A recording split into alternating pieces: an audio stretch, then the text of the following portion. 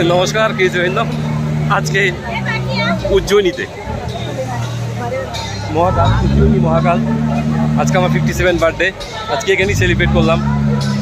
Life is a journey. তো আমি একটা কথা বলি, কর্মের সাথে ধর্মটাও দরকার। তো আজকে সকালে আসলাম ইন্দোর থেকে বাসে, খুব তাড়াতাড়ি দর্শন হয়ে গেল। তো খুব একটা ভিড় ছিল না আজকে, যেহেতু মঙ্গলবার। তো সবই আমাদের মহাকাল, শিব, ত্রম্বকেশ্বর হয়ে গেল, এবার মহাকাল। খুব ভালো লাগলো আর কি।